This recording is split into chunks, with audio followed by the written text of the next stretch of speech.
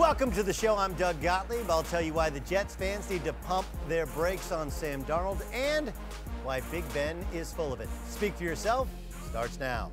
All right, hello and welcome. Cowherd and Whitlock are off. I'm joined today by Super Bowl champion Greg Jennings, Fox NFL golf analyst Holly Saunders, and the founder of the Big Lead, Mr. IG himself, Jason McIntyre. Good to see you with a shirt on. Thank you. Thank you. Doug? Great to be here. Nice. All right, let's start with Tiger Woods, shall we, kids?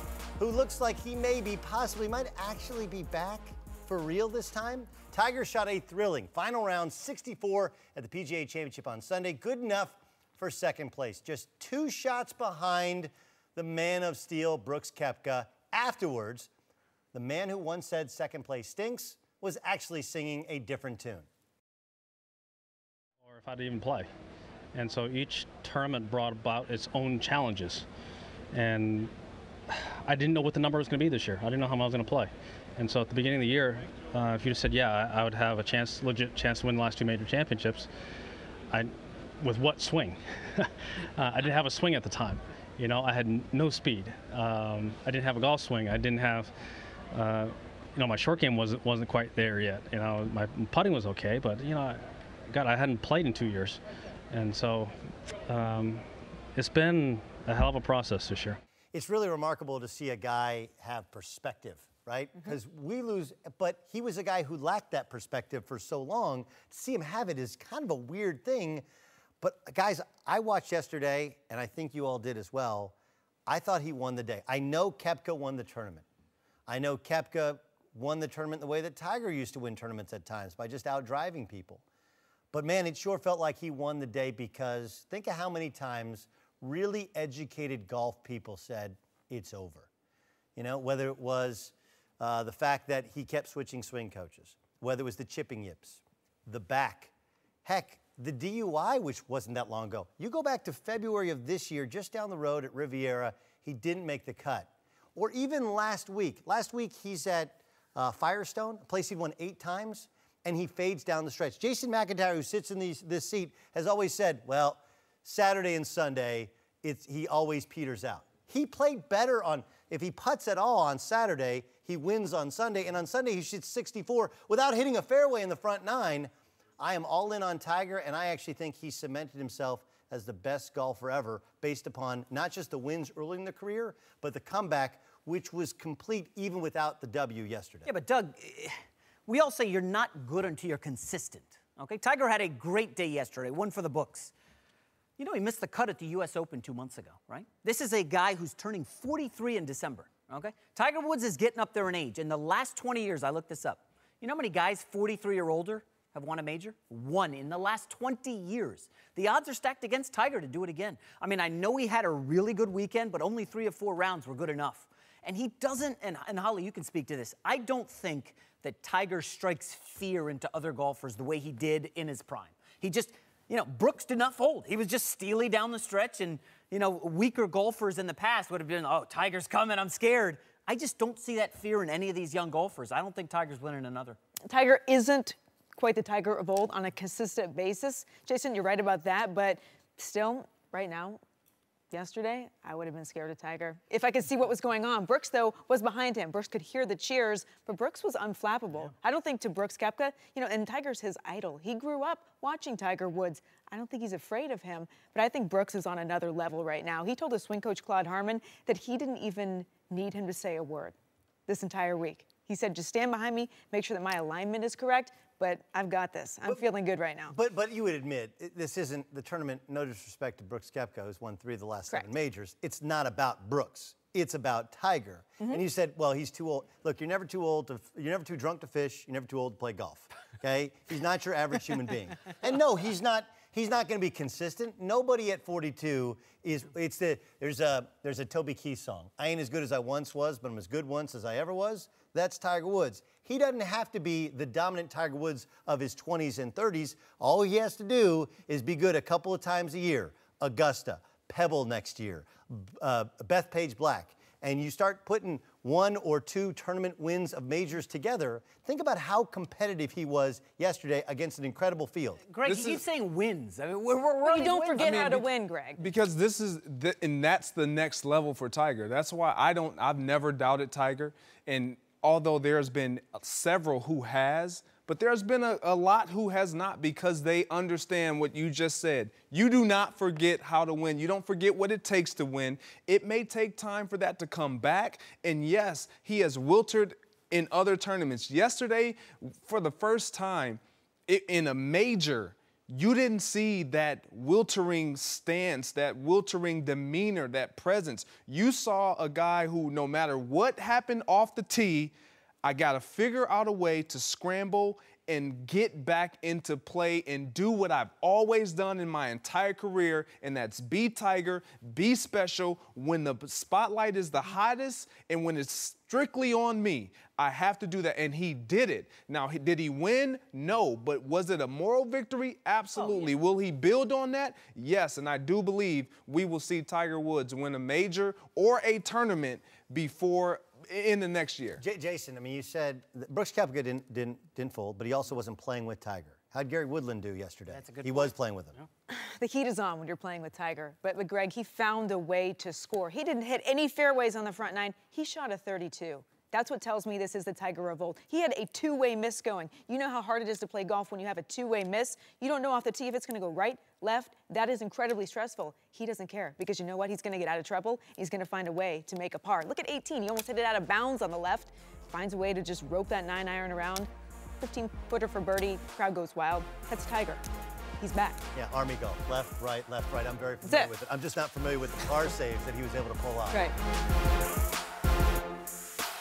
To the guy who actually won yesterday, like Shooter McGavin, I'm actually winning the tournament. Brooks Koepka, who didn't blink for a second down the stretch, even with all the Tiger roars echoing through Belle Reve. Koepka has now won 2 majors this year, 3 of the last 7, but even he didn't seem to mind. All that anyone cares about is Tiger. Other than me, my team, everybody was rooting for Tiger. I mean, as they should. You know, he's probably he's the greatest player to ever play the game, and to have the comeback that he's having is incredible. So I guess the question becomes, guys, is Tiger going to so overshadow even these young stars that he limits their growth? He limits the public's ability to put their arms around him. And think about Brooks Koepka yesterday. He's playing a road game. Yeah, like, look, you played road games all growing up. I played road, but golfers don't. They're used to sterile environments. Nobody talks. Nobody says anything. But even Brooks Koepka is like, look, everybody's rooting against me. I just wonder if he so overshadows everybody, eventually Father Time will catch up to him, and we'll be left in a same or even worse spot when Tiger leaves us, in that we haven't discovered any love affair for any of these young, talented golfers. Doug, I think we already experienced what golf is like without Tiger for the past 5 or 6 years. We know what it's like without Tiger. I think we have gotten a gift right now that Tiger is back in contention. And I think all of us know, especially everybody who is, you know, very, very into golf, we appreciate that time is coming. He's 42 years of age. We don't know how much longer that we're going to have him. So I think we've already experienced life without Tiger. But also, Brooks Koepka knows that he is making the money and the attention, the golf is getting the attention that it gets right now because of Tiger Woods. I read this on Twitter today. Brooks Koepka, we'll listen to this. Jason Sobel, I'll give him credit for this. Brooks Koepka's winnings at the U.S. Open and the PGA are greater than Arnold Palmer and Gary's career winnings combined. Wow. That's because of Tiger Woods. Okay, so again, the question to you, is Tiger going to limit the growth of these young players? So I'm on the beach yesterday with friends and family, and I get some text messages start flowing in. Hey, Tiger's making a run. Jason, you got to get to a TV. So we rally the troops. I watched the back 9. I was impressed, but unlike Greg, I didn't think he was going to pull it off. And Holly, when you look at the outlook for golf, the only reason I think this isn't good is short-term it's great. We saw the ratings were up, I believe, 69%, outstanding. But how long do we keep seeing Rory and Jordan and even Brooks in Tiger's shadow and in their prime now, right? In their 20s, when they should be dominating and winning. And Tiger, as you said, won the day. I just wonder, how long do we wait for Tiger to win a major? Do we wait 5 years? Do we wait 10? When are we going to give these young guys a chance to really pop and be marketable stars that they should be? Look, as a kid, as young kids, we've all had that moment where we played like King of the Mountain or whatever. You always wanted to be on top. There is always something to be said when you have one that is on top that everyone's chasing. It is good for athletics. It's good for sport. It is definitely, in this case, good for golf. When you look at these young golfers right now, they're having the opportunity to play with their idol, someone who they've looked up to and they've wanted to model their games after. And to be able to say, Brooks Koepka, if I'm Brooks, I beat Tiger. We weren't head-to-head. We weren't paired, but I beat him. I didn't fold. I didn't wilt. And so that's a notch on his resume. But for me, he's great for golf. And golf is in a great position because of Tiger Woods. And having him, it's like Michael Jordan coming back to the NBA. You're going to gain audience. You're going to gain viewers. It didn't actually work that way in Washington with the Wizards. It actually didn't. It actually hurt because we realized he could still come back and average 20 even when he was long in the And the league was hurt badly. They needed him back. That's the parallel. The league was hurt badly when he left, and then when he came back, there was a short-term spike and then a long-term loss. But here's where I will agree with both of you and question Jason is, look at Phil Mickelson. They never paired off on a Sunday at a major, but the rise of Phil Mickelson was in the shadow and during the time of Tiger Woods. Tiger Woods, by many accounts, wasn't well liked. I mean, it was very polarizing during his initial rise, whereas Phil Mickelson was a guy who on tour wasn't well liked, but the American public thought he's more like me and you. When you say well liked, you mean media, right? No, by Tiger? No, yeah, I would say Tiger didn't like the media. He feuded with the media. He barely gave them access. I don't think it was just the media. Some golf people didn't like how he cursed. Some people didn't like how he was anointed. Okay. They didn't like, how they had a tiger. They called it tigerizing golf courses. People talked about the equipment. There's a lot of different things, and how he overshadowed the game of golf. Look, this is what we do in our country. We build them up, and then we tear them down. Absolutely. Okay? But Phil Mickelson was a guy that on tour wasn't that well liked, but suddenly became kind of America's guy.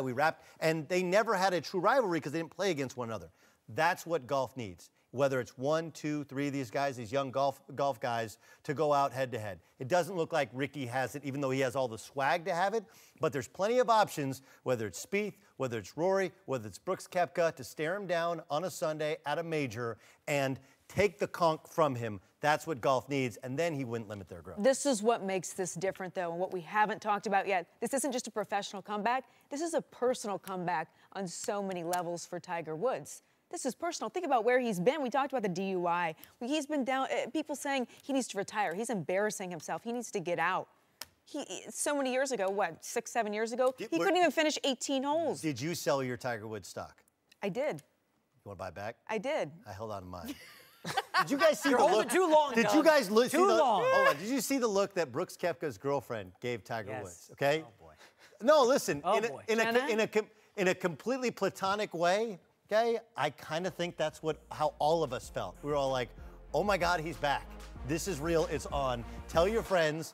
And the only downer is, we got to wait like 250 days till we see him again. I know they get the Ryder Cup. 43.5, Yeah, it's going to be rough. Welcome back. Jason McIntyre is back with me. I'm Doug Gottlieb, filling in for the boys. Let's move to college football, where the Big Ten has been rocked by another scandal, with an article dropping on Friday accusing University of Maryland football coach DJ Durkin of fostering a culture of intimidation and humiliation. The allegations come in the wake of lineman Jordan McNair's death after a team workout back in June. And Durkin has been placed on administrative leave, but his former colleague and mentor, Will Muschamp, was quick to defend the Maryland head coach. I know DJ Durkin. He worked for me for 4 years at the University of Florida. He is an outstanding football coach, but he's also an outstanding husband and a father, and he treats people with respect. And I will use your word, alleged article. There's no credibility in anonymous sources. If that former staffer had any guts, why didn't he put his name on that? I think that's gutless. I think it's a lack of journalistic integrity to print things with anonymous sources. I'm not sure if Will Muschamp is aware, but Deep Throat was an anonymous source. Jason, look, there's a lot to dive in here. I'll give the coaching background to this.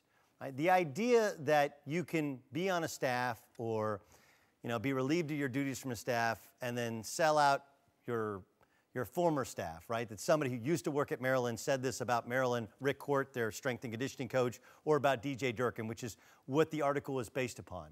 And the idea that the whistleblower is then the bad guy, and why don't you just put your name on it? There's a guy named Abar Rouse. He was a former assistant coach at Baylor. Do you remember which Baylor scandal? It's the Baylor scandal where Patrick Dennehy was murdered by Carlos Dotson. And there was a recording of Dave Bliss, who's the head coach of Baylor, talking about putting all the blame for all the problems in the program at the feet of the then deceased Patrick Dennehy, right? That was recorded by Abar Rouse. He was the whistleblower. He's never worked in college athletics again. The idea that Will Muschamp thinks, hey, you put your name on it and somehow that brings more credibility to the report than an unnamed source. Look, if the report is wrong, if the accusations are incorrect, due process will flush that out, and we can just take a breath. And I understand that he's defending a mentee and a friend, but he's not at Maryland. All he should say is, listen, the tragic death of Jordan McNair is awful, and it makes us want to double back on our efforts to make sure the student athletes are protected, right? And I know DJ Durkin, he's a friend of mine. I don't think these accusations are true because he's never acted in a way in which I felt was inappropriate during any of my time at the University of Florida with him. That's it, that's all. But instead, he doubles down and does the war on media thing, which I think makes him look very, very small. Well, you know where he gets this from, right? Will Muschamp is a Nick Saban guy, okay? They coached together at LSU, then with the Miami Dolphins. And what has Nick Saban done throughout his career? Going after the media. Prickly, fighting, ornery. And I think, he's kind of got some of that from Nick Saban. And as you said, this is a fraternity. And if you turn your back on one of your guys, maybe you're going to get left out in the cold. Maybe Muschamp is picking up for Durkin because he knows that Durkin's in trouble. We don't know the thought process when you go out there in front of the media and really go after somebody. He has no idea what happened. No clue. Like, this is really risky stuff from Muschamp, and it just feels like, I don't want to say the beginning of the end for Durkin, but it's been 3 days since this story came out, right? 3 days since nobody's defended it. Nobody's gone the opposite way, Doug, and said, hey, but not one word out. Even with Urban Meyer at Ohio State, within a few days, we heard, hey, let's take a deep breath. More's going to come out, and then Urban releases his statement. I think Maryland here, I think Durkin's in some trouble. Look, I think Durkin is in trouble as well. It should be pointed out that one of his former players, he's only been there for 2 years, one of his former players who wasn't recruited by Durkin did come out and defend him and say that's not the behavior that I experienced when I played there. But I don't even think that's the point, because I think that media members are doing what you're doing, which is we're convicting before we have all the information. No, I'm not convicted. No, well, I'm Jason La Canfora on Twitter. You read Dan Wolkin's piece about how college football. Listen, the reason nobody comments is because they're not allowed to comment. Okay? That's the reason that Ohio State people can't really comment, with the exception of Urban Meyer, who admitted to lying. But once you're under investigation, especially about the death of a player, you don't say anything, because anything you can could be used against you in the court of public opinion. So, look, I do think DJ Durkin's in trouble. I do think he's entitled, as all coaches are, to due process. We find out what he knew, when he knew, what did he do about it? Did he know these things were going on? Most importantly, when Jordan McNair wasn't feeling well at the end of 10-1-10s, whose care was he under? Were the coaches alerted to what was going on with his body? Why wasn't he iced down? But these are all things that come out in the investigation, and that I think that Will Muschamp end up doing more harm than good, because in an effort to defend his friend, he goes after the media. He goes into attack mode instead of saying, hey, listen, I'm a head coach. We turn it over to the trainers. We turn it over to the strength and conditioning coach, and when a kid's not feeling well, he goes to the medical professionals. That's their job, and we trust them, and sometimes things go wrong. In this case, it went horribly wrong, and he creates due process, a distraction. Doug. Yes. Due process is the key phrase here, and unfortunately on social media, as we've seen, with whether it's Urban Meyer, LaShawn McCoy, so many, in 2018 alone, there is no due process on social media. And once the story comes out there, it's, we got to get this guy. We got to fire him. And look, that's a major problem. I don't know how to fix that other than telling people, hey, stay off social media. Well, look, I'm just as guilty as anyone. When the ESPN story came out about Sean Miller, I assumed Mark Schlabach had heard the tape. Apparently he hadn't heard the tape. We haven't heard anything about it, and we all moved to essentially convict Sean Miller. So again, this doesn't mean DJ Durkin keeps his job or should keep his job. This doesn't mean Urban Meyer keeps his job or should keep his job. But if they have an independent investigation and does a thorough investigation, we'll find out what's what do they know, when do they know it, what do they do about it, and then we can get back in debate, should he keep his job, should he have gotten fired, and what the process should be. The looks here on set. Welcome back. Greg Jennings joins us. So does Jason McIntyre, a resident Jets fanboy. And we're joined by three-time Super Bowl champ and former Jet, Ty Law, also former Patriot. Let's move to Sam Darnold, shall we? Patriot. Yeah. Say it right. Who made Sam Darnold made his Jets debut Friday. It looked good, 13 for 18, 96 yards and a touchdown. Naturally, Jets fans had one of the rational reactions they're famous for. Oh, wait, no, they didn't. New York Daily News called Darnold the Jets-siah, and Jets Nation is demanding that he be given the starting job, well, yesterday. Look, guys, I understand that Sam Darnold, I believe that the Giants screwed up, and the Browns screwed up. Best quarterback in college football in terms of his upside and future potential in the National Football League. But the idea of starting him right away, I think, is a flawed one.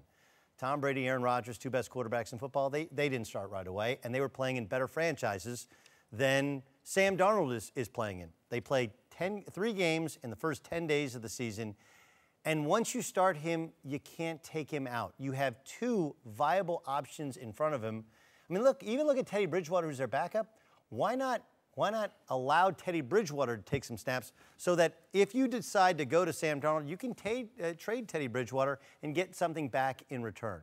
I like the setup they have for him. I like his growth. He's only had 8 days of practice after missing the first 3. I'm not down on Sam Darnold, but I feel like this is the Jets doing the Jets thing. Oh. Hey, we found a way to luck into Sam Darnold, so let's throw him out there before he's ready to prove that we outdrafted the Giants. Very good points. I will say the Teddy Bridgewater trade thing is great.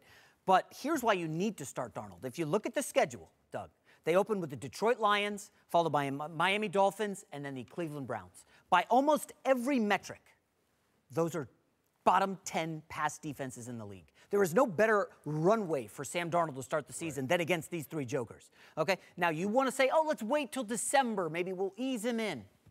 You're going to put California kid Sam Darnold in to go to Buffalo in the first game in December or late December in New England? I don't think there's a right time to say, let's start him now. The word I'm hearing out of Jets camp, Ty, we'll get to you in a sec, is that Darnold has done things in practice. And I was sitting with somebody recently who showed me videos of practice. Darnold putting the ball in places that they didn't think he could, okay? Perfect window passes. They've been blown away by him, and that's why the chatter right now is Sam Darnold could start preseason game number 2. Look, guys, what are we waiting for? I mean, you drafted this kid to be the future. You brought Teddy Bridgewater in on a 1-year deal, basically, and you drafted this kid 3rd overall to be the future of your franchise. What are we waiting for? It's not like he's a Tom Brady situation where he's sitting behind already established Pro Bowler in Drew Bledsoe. We talk about Aaron Rodgers. He was sitting behind, you mentioned him, you referenced Aaron Rodgers. He's sitting behind Brett Favre. Sure. What is Sam Darnold sitting behind? Teddy Bridgewater, great. He had a great year in Minnesota, but he got injured. So what, you're going to wait for him to see how he comes back from injury? You got Josh McCown, who has been a great backup for years. He's been in this league, no disrespect to Josh McCown, but he's been in the league for 16 years. He's played on 11 teams, including the Hartford Colonials, for within his 16 years. So he is a glorified backup. So if you want to throw him into the fire, do it now. Trial by fire. Put him into the game because there's no better situation for him to learn in than right now, because he's not going to be learning behind established veteran all pros. So put him in.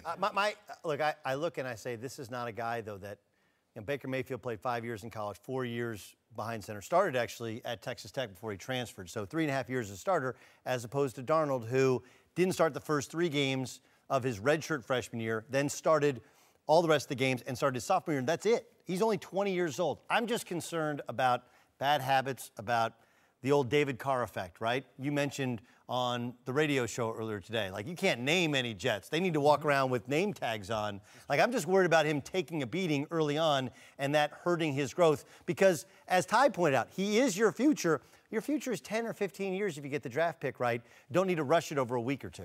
I'm with you, Doug. playing receiver, I understand the excitement that comes with drafting a quarterback, specifically when you don't have a Pro Bowler or a future Hall of Famer sitting in front of him. Then it's like, why wait? Well, this is why you wait. You wait because you have the option. You have a viable option still in front of him that can get the job done and make sure that he has an opportunity to continue to learn his way and to continue to study film, understand what the regular season is like, watch guys in practice, watch guys play on the field, know his personnel. To Doug's point, I said this on the herd earlier, I can't name another Jet skilled position. Come on, Greg, do some homework, buddy. It's my Jets. Look, I get that's why you know. But the fact that I don't want to put my young quarterback in a position right away to where he's the focal point and it's all on him. I need him to have support. You look at every other quarterback that got drafted this year that is probably going to play outside of Lamar Jackson, Baker Mayfield, guys around him, skill guys, running backs, offensive line, Josh Rosen, Larry Fitzgerald, David Johnson. Yeah. I mean, you have these safety valves. Sam Darnold has nothing. Right. So when you're in a position like that, Todd Bowles has to make the tough decision and say, fans, I know this is our future, but we just have to wait. Let me push back. What about Carson Wentz? What about Carson Wentz in Philly? They drafted him, said they're going to sit him for the whole season. Another quarterback in the league got injured. They traded their starter, said, let's get Carson Wentz in there. Carson Wentz had a good first year, remember? Right. Second year. He was the MVP until he got hurt. He had a good first 3 games, and then he struggled. Everybody stopped paying attention after the first 3 games. He pretty much still trial by fire, though, as he But said. no matter what happens, this is New York, the New York Jets, the team that has not had much success versus New England. No playoff. Exactly, no playoff wins. So guess what? Even next year, the year after, all the attention is going to be on him anyway unless they bring in some big-name free agent, running back, wide receiver to take the pressure off him. So let's get it out of the way, put him in the game, and let's move on. Here's the problem with it, though, okay? You guys both having been in New York is that your reputation does get cemented if you falter early. Yes. Now you may have you may sit there and go like, look, you know you played in this league long enough that dudes have to learn trial by fire. They're going to have bad first years.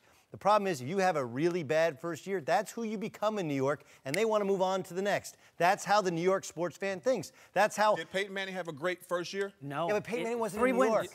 And this kid is it's not. about how you bounce back. NFL is not for long, no matter how you look at it. How about Mark Sanchez? AFC title the first 2 years. Where were the parades for Mark Sanchez? And he was exactly. By year 3, awful. This team is not. This team. Look, part of it is Todd Bowles fighting for his job. I think that's why this and Cleveland, 2 really interesting situations. Fair.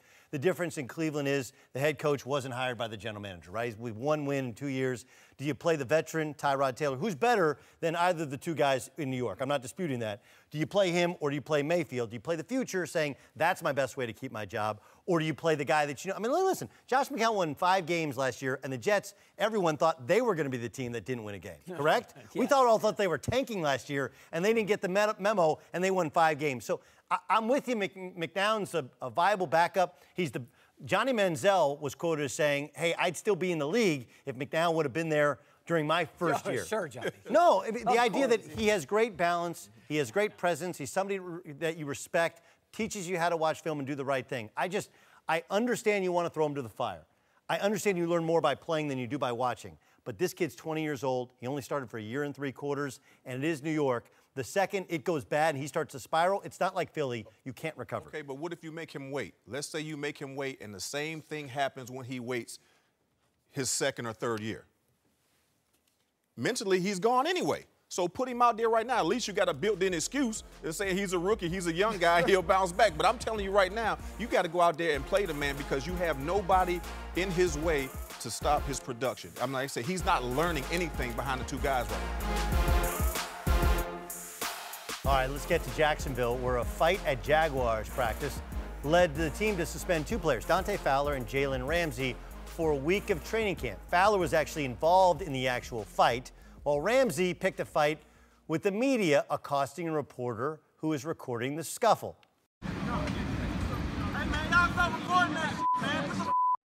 Ramsey also tweeted this, y'all know you done messed up, right? LOL. If y'all want a war, we got something for y'all. And I know the rest of y'all, you know who you are. Gonna read this too, just so you know. Hashtag lame-ass reporters. Ooh. After Ramsey was suspended, he took to Twitter again to defend himself, writing, I'm always going to take up for my teammates because I know what type of men and players they are for real. I love my dogs. If you don't like it, oh well, God bless. It's a turnaround in 2 hours. Look at that. That was somebody getting into his ear, like, what are you doing? Why are you going? Now, look, part of it is, suspending 2 starting defensive backs for a preseason game that they don't want to play in anyway is a slap on the wrist. Not even a slap on the wrist. That's a favor. Thank you. That's a favor. Thank you. Appreciate you, Coach. Okay, but there's got to be something bigger at play, right? Like, why would you make this has become a bigger? Like, I wouldn't have paid attention to it if not for the fact that they suspended him. So there's something more here, Ty. Something we don't know, isn't there? I mean, it may be something they want to keep. The media is going to be in the locker room anyway. If there's tension in Jalen Ramsey right now, he's the boisterous guy. He's going to take up for his teammate. He's the ones talking out there on the field. He's basically becoming the face of their organization. So, you know what? That's how he is. That's how he plays. So maybe they're just trying to give him a break to keep the peace within the locker room because they know that he might just see that guy again and it starts again. So let's take a break. Let's calm down. Let's come back next week. But believe me, if this was the regular season, he would not have gotten suspended. Definitely. And I don't think he should get suspended. It's probably just to calm everything down so they can move forward with the season. Well, So I know some of the guys that are in that locker room, and some would possibly say that Jalen Ramsey, since he's gotten there, has walked on water. Whatever he's wanted to do, he's done it. So when I look at this has nothing to do with the fight and him lashing out on social media, but it has everything to do with a coach trying to make sure he set a precedent, saying, look, we're going to have to cut some of this off. Like, I don't mind you carrying yourself the way you are with swag and charisma and saying some of the things you do about the opponents and all this, but at some point we have to nip it and we have to set an example with you because you are one of the faces of our defense. You are one of our bell cows. So when I see this, that's what I'm thinking of. They're trying to set an example. You're definitely onto it, Greg. And remember, guys, last year, Leonard Fournette, another young star on that team, was suspended for missing a team photo. Regular season game. People were shocked. He's carrying my fantasy team. What are they going to do offensively without? And it was a smart move by Coughlin because Tom Coughlin and Doug Marrone are old school dudes. Yes. They are not going to put up with this young millennial stuff in the locker room. We've seen Odell Beckham with the New York Giants. We know that locker room was really ugly the last year and a half. Coach lost his job partially because of the Odell Beckham, but also Eli Manning. I'm telling you, these young guys in the league right now, very egotistical, especially on a Jaguar team that I believe is a Super Bowl contender. They had the Patriots beat in New England in the AFC title game, up 10 in the fourth quarter. So you got to really lay down the law and check these guys. We're not going to put up with you barking at the media. You got to make the team photos. I actually like this move by the Jaguars. Look, I like this. I wouldn't say I wouldn't say the idea that cornerbacks and wide receivers just now have big egos. The difference is social media broadcast. Well, Ramsey's also, what, 23, 24 years old? Here's the question. Did you get in a fight? I mean, you got in a fight in training camp, didn't you? Plenty. Okay. Who got you? And won. You won all of them? Every single fight. Every DB thinks they won. Guaranteed. I won. Tell me some of you definitely got. Go ahead. You know what? I'm not gonna call the man. Yeah, why not? Come on, Doug. I had a situation where it was a young guy, Sean Moore, and I love him. You know what I mean? Because he was a guy that wasn't supposed to make the team, right, but he did the smartest thing that you could have done. Also the stupidest. Yes. You came at me. I'm the guy right, on the defensive back. If I get him, I got to beat him, I got a chance to make the team. Right. You know, so he did that, which is smart. He made the team, but he caught the wrong one. So you lost the fight, but that's how it was. Did you catch him with a two-piece with the pads on or no, off? I mean, you know, I just had to put him down and hold him down a little bit and just let him know that, hey, you know, I've been here, done that. I'm a veteran, so I had to let him know that. But this guy, he was spunky. I respected him afterwards. I mean, I gave him a hug and I embraced him because guess what? This is a guy who's trying to make the team. I'm already on the team. So what do you do if you're going to the prison yard, you smack the biggest strongest guy. One, right, and let him know that I'm here. Well, and listen, that's what he tried to do to me, but it just It was just a reverse effect when it came down to the fight. When you're the smallest, look, when you're the smallest guy in a basketball team, you kind of got to do the same. You got to get to dude's body. Like my boy Brian Montanati, 6'10" to this point, will tell you forever that he took me in a fight because he did the jersey over my head thing and I was swinging it. But you got to get to somebody's body. Now, what about you? You're a wide receiver. You got taken in a fight, didn't you? By a DB. I did. It was actually in the game. Brandon Browner. And that was in my We know where he is now. You know what? And when I look back on it, it just wasn't smart. Like the way I even attacked him was all wrong. Right. Like I mean, I just went about it all wrong. What's the right strategy? Get to the body? No, it's you catch him on another side. Like you catch him slipping like he caught you slipping. Like the way I went about Brandon Browner's a big guy. Right. It's a big man. So we got in a little tussle. He rolled me over. I'll give it to him. I lost that. But for me, when it comes to fighting and doing all the spats, in training camp, it happens because you're tired of going up against the same guy every single day because he knows what you're going to do. You know what they're going to do. When I look at this again, I look at this situation, and I know Jalen Ramsey's history and how he entered into that organization, promise and everything. They still have to reel him in because he is the one that all the young guys are going to look to. And with him acting out, they're going to feel like, well, Jalen does it. Why can't we? McIntyre in our Fox training camp, we got into a little bit. I'm sorry about that. No, it's all good, man. I'm sorry about that black eye I gave you. That's okay. Welcome back. Greg Jennings, Ty Law, Jason McIntyre alongside. Let's move to Pittsburgh, shall we? Where earlier this spring, Ben Roethlisberger didn't exactly roll out the welcome mat for rookie Mason Rudolph, saying he wouldn't go out of his way to mentor the young QB. But now it appears that Ben has changed his tune, praising the rookie's preseason game against Eagles, saying, quote, he threw some really good balls. So I guess, guys, the question is, has Ben Roethlisberger changed his tune? And the answer is hell to the no. He also said, like, the lights weren't too bright for him. It was just such a condescending pat-of-the-head moment. Look, I like Mason Rudolph. I don't think he's any threat to this point to Ben Roethlisberger. He doesn't actually play well in poor weather. He's got small hands, struggled to hold on to the football. But I just think Ben continues to trip all over himself and appears to be so disingenuous. What's he supposed to say, Doug? Well, I mean, he doesn't ever say his name. Hey, like, say Mason's name. Mason Rudolph. He will never say his name. I still think that he said the right thing because it's true. The lights weren't so bright. It's the preseason. So what? I mean, you want to get, pumped up about a guy going out there completing a few passes against some of his old college rivalries. That means nothing in the preseason. You know what I mean? I know Ben Roethlisberger, he talked about the retirement, so he knows in his heart that eventually you're going to have to groom somebody else. Somebody else is going to come and replace you. But he's looking at all these new big contracts right now. He just want to let everybody know, because I guarantee you, once Ben signs his extension for however many years, 1 or 2 years, and get an extra $50, $60 million, he's going to embrace the young guy and say, let me show you how it is. But he's just trying to stay in position to get his money, to let everybody know that I am the guy that won the 2 Super Bowls. Do not forget, pay me one more time, and then I'll teach this guy how to play. Y'all can have him. So at the draft, the media says, oh, he's the replacement for Big Ben, and Big Ben's all ticked off about it, okay? The only quarterback not to throw a touchdown in that game was Mason Rudolph, okay? Josh Dobbs came out, threw a touchdown. Landry Jones did. I mean, Mason Rudolph is not a threat at all. I mean, I don't even think this is like like Big Ben's probably stifling laughter as he's saying, oh, yeah, really impressed with this kid. Greg, I don't buy it. Yeah, I laugh at this because this is not even, Ben is probably looking at this like, guys, I see this guy every day. I'm not concerned about this young man. He has so far to go. Ben is doing what he's supposed to do.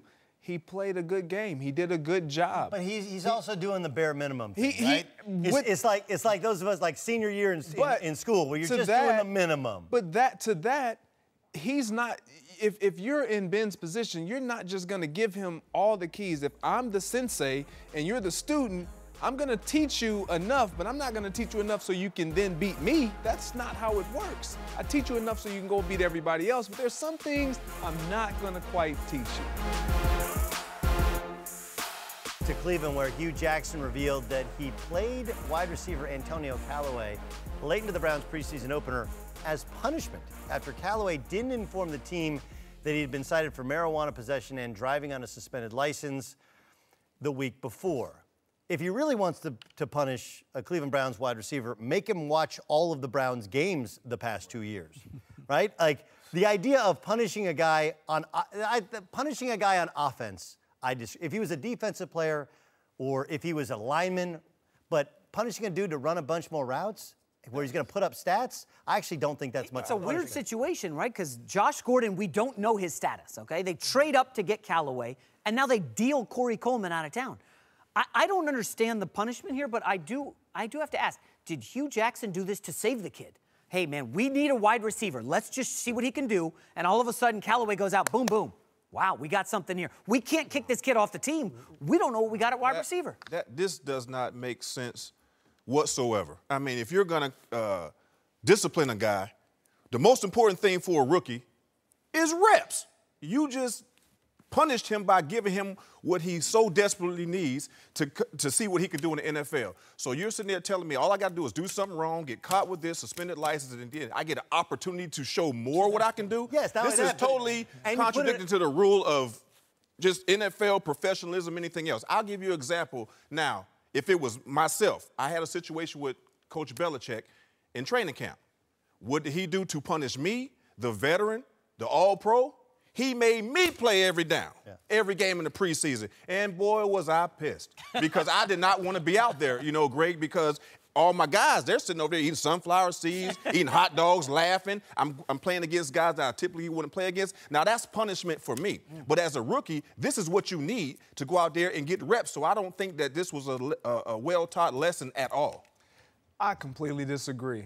I actually like this approach because too often we see coaches or teams taking players' money, disciplining them in non-football related ways. Sometimes the best medicine is the medicine that can save you. Football can save this young man. It can. We've seen what has happened with Josh Gordon. What he's saying is, young man, you are good enough to establish yourself in this league and make a career out of it. I'm going to keep you on this field and keep you out of that situation. This is where you can get out of this situation. When you look at other coaches, they may have sat him, not giving him an opportunity. That's not doing you any good. It's not doing the kid any good. Not the whole game. Yeah, but hold on. That's like your kid plays Fortnite too much. You're like, you know what? Stay up all night. Exactly. Play Fortnite all night. Wait, you don't like? We want you to keep you away from the candy. We'll give you candy every night till you OD on it. Like, no, dude. All his highlights in the 10-15 plays. And he's putting it on tape for any other team in case he gets cut. I wouldn't even let him out. He was tired.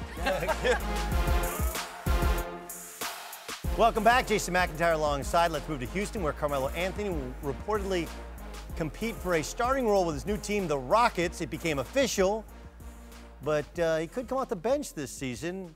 McIntyre, are you buying Melo being okay with coming off the bench? Well, yeah, I'm buying it because it's not happening. They give away Trevor Ariza while they lose him in free agency and his backup. He's the best small forward on the roster. They've got to start him. And by the way, he has the greatest stat right now. He's never played a game as a reserve as an NBA player. Longest streak in the league. He should embrace being a bench player. PJ Tucker at the 4, Gordon, Paul, Harden, Clint Capella. He'll dominate as a bench player. That's it for us. We'll argue on Twitter over it and tomorrow.